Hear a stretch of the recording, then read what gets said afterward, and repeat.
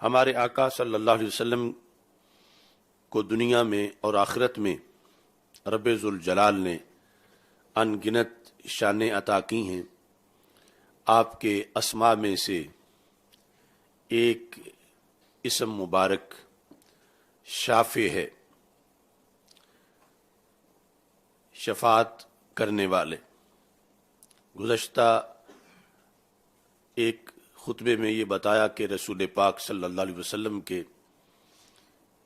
1000 کے قریب اسماء گرامی ہیں،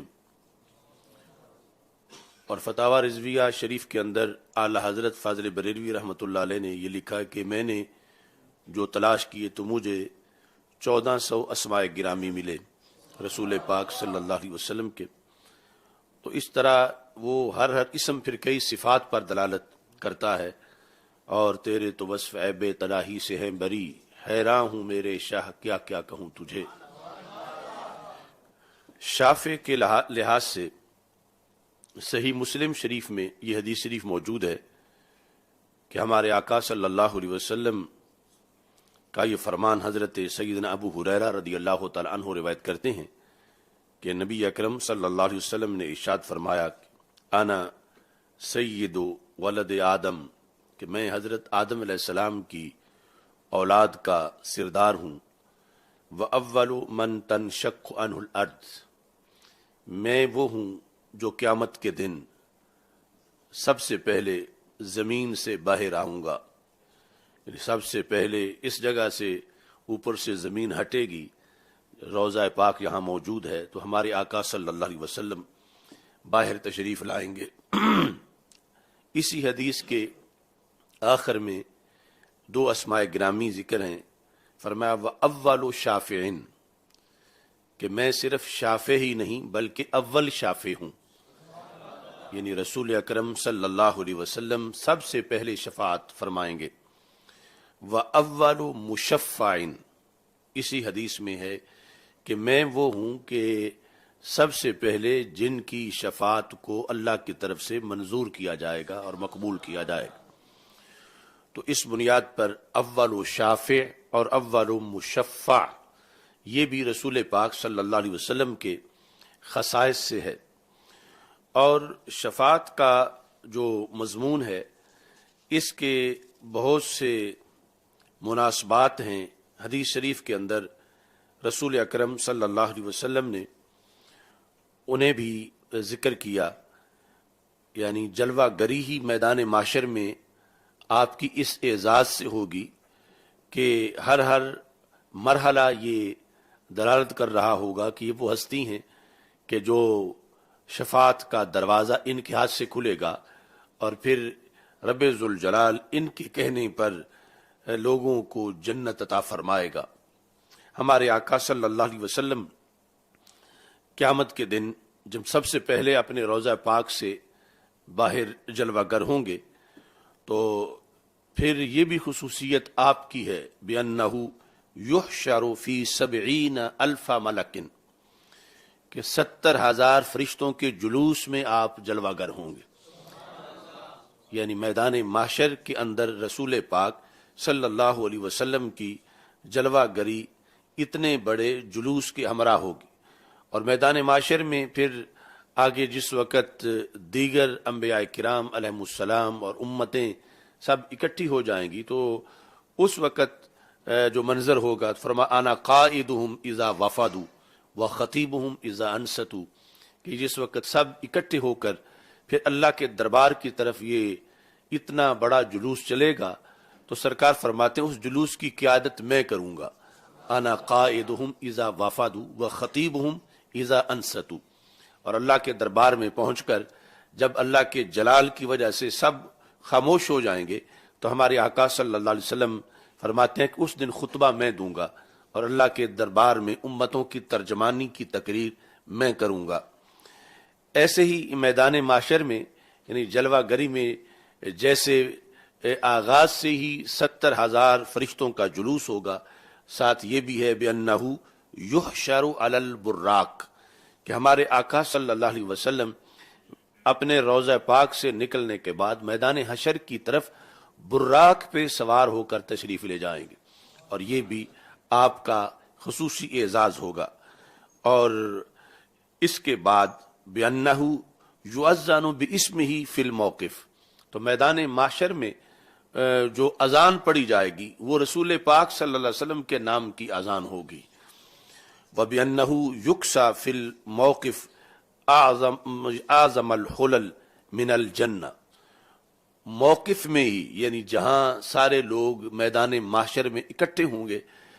اور اس کے بعد پھر مراحل شروع ہوں گے اور پھر آگے حساب کتاب اور ساری چیزیں ہوں گی، لیکن ہمارے آقا صلی اللہ علیہ وسلم کو موقف کے اندر ہی جنت کی پوشاک پہنا دی جائے گی، اور جنت کی پوشاکوں میں سے جو اعظم حلل ہے، حلل یعنی جو پوشاکیں ہیں جنت کی، ان میں سے جو سب سے عمدہ اور اعظم پوشاک ہے میدان معاشر میں ہمارے آقا صلی اللہ علیہ وسلم کی جلوہ گری کے لیے آپ کے زیب تن وہ ہوگی۔ اور اس کے بعد جس وقت یہ میدان معاشر کے وقوف کے بعد جلوس اللہ کے دربار کی طرف جب چلے گا اور سرکار قیادت فرمائیں گے، اور وہاں پہنچنے کے بعد بِأَنَّهُ یقوم عن یمین العرش، تو رسول اکرم نور مجسم شفیع معظم صلی اللہ علیہ وسلم کو اللہ کے عرش پر، عرش کے دائیں جانب جگہ عطا کی جائے گی، اور اسی کو ہی کچھ لوگوں نے مقام محمود کہا ہے کہ وہاں جلوہ گر ہو کر پھر رسول اکرم صلی اللہ علیہ وسلم اللہ کے دربار میں شفاعت کریں گے اور لوگوں کی سفارش کریں گے۔ تو اس طرح یمین عرش پہ پہلے کھڑے ہونا اور اس کے بعد کرسی پہ بٹھایا جانا، بِأَنَّهُ أُعْطِيَ الْمَقَامَ الْمَحْمُودِ، کہ ہمارے آقا صلی اللہ علیہ وسلم کو اس طرح پھر مقام محمود دیا جائے گا، عَسَىٰ أَن يَبْعَثَكَ رَبُّكَ مَقَامًا مَحْمُودًا۔ تو میدان معاشر کے یہ سارے احوال بتاتے ہیں کہ اور لوگوں کے لیے قیامت کا منظر اور ہوگا، اور ہمارے آقا صلی اللہ علیہ وسلم کے لحاظ سے یہ آپ کی جلوہ گری کا ایک دن ہے، اور آپ کی سیادت، سروری اور سرداری اور اللہ کے دربار میں جو آپ کا مرتبہ و مقام ہے، اس دن خصوصی طور پر اس کا اظہار ہوگا۔ اور اسی وجہ سے ہی مقام محمود کو مقام محمود کہا جاتا ہے کہ جب وہاں پر ہمارے آقا صلی اللہ علیہ وسلم جلوہ گر ہوں گے تو ہر شخص کی زبان پر آپ کی حمد ہوگی، یعنی آپ کی تعریف ہوگی، یعنی دنیا میں کتنا ہی معاذ اللہ آپ کا دشمن رہا ہو اور کس قدر ہی وہ معاذ اللہ آپ کا گستاخ ہو، لیکن وہاں پر اسے سرکار کا مقام دیکھ کر یعنی اس کا دل اس دن مانے گا کہ ان کی کتنی اونچی شان ہے۔ اگرچہ جس نے دنیا کے اندر توبہ نہیں کی اور مر گیا پھر اس کو فائدہ نہیں ہوگا، لیکن وہاں اعتراف ہر کوئی کرے گا، یعنی جتنے بھی شرکائے معاشر ہیں،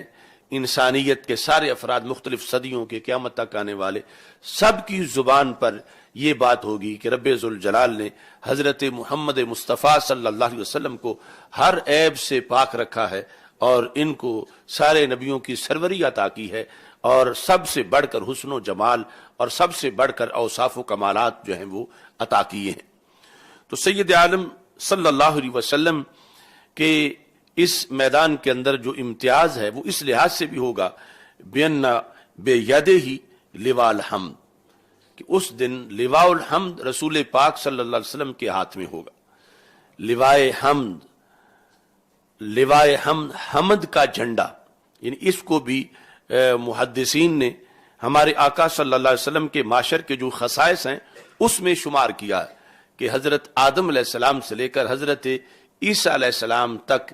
اور کسی نبی کو لواء الحمد نہیں دیا جائے گا۔ لواء الحمد جو ہے وہ صرف اور صرف ہمارے آقا حضرت محمد مصطفیٰ صلی اللہ علیہ وسلم کو عطا کیا جائے گا، حمد کا جھنڈا۔ کیونکہ یہ جو لفظ حمد ہے اس کے جتنے بھی مشتقات ہیں وہ اس امت کے ساتھ اور رسول پاک صلی اللہ علیہ وسلم کی نسبت سے اس آپ کے جو مختلف چیزیں ہیں اس کی نسبت حمد کی طرف ہے۔ اسی وجہ سے آپ کا مقام مقام محمود ہے، چونکہ آپ کا نام حمد سے مشتق ہے،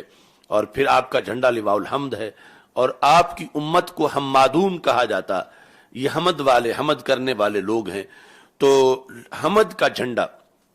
رسول پاک صلی اللہ علیہ وسلم کے ہاتھ میں ہوگا. جس طرح کہ وہ جو جامع ترمذی کی حدیث ہے کہ جس میں فرمایا کہ بیدی لواء الحمد وآدم فمن دونہ تحت لوائی، کہ میرے ہاتھ میں حمد کا جھنڈا ہوگا، اور حضرت آدم علیہ السلام سے لے کر حضرت عیسیٰ علیہ السلام تک سارے نبی رسول اور باقی غوث کتب ابدال مجاہد غازی صدیق شہید قیامت تک کے ولی اور مومن سب اس جھنڈے کے نیچے ہوں گے. تو اس کے بعد جو ہے اس دن بھی جو امامت ہوگی وہ ہمارے آقا صلی اللہ علیہ وسلم کی ہوگی کہ آپ امام النبیین ہوں گے اور قائد ہوں گے اور ان کے خطیب ہوں گے. اور پھر میدان معاشر میں سب سے پہلے اللہ کو سجدے کی اجازت کہ اللہ کو کوئی سجدہ کرے، اس دن وہ پہلی اجازت بھی ہمارے آقا صلی اللہ علیہ وسلم کو دی جائے گی. اور سب سے پہلے سجدے سے سر اٹھانے کا شرف بھی آپ ہی کو ملے گا. یعنی سب سے پہلے اللہ کو سجدہ کرنا اور پھر اس سجدے سے سر اٹھانا، یہ سارے امتیازات ہیں، شانیں ہیں جن کا جب ساری انسانیت کا خلاصہ انبیاء کرام علیہ السلام کی شکل میں وہاں موجود ہوگا اور پھر ساری انسانیت وہ منظر دیکھ رہی ہوگی، تو اس میں یہ ساری شانیں ہمارے آقا صلی اللہ علیہ وسلم کی لوگوں کے سامنے ظاہر کی جائیں.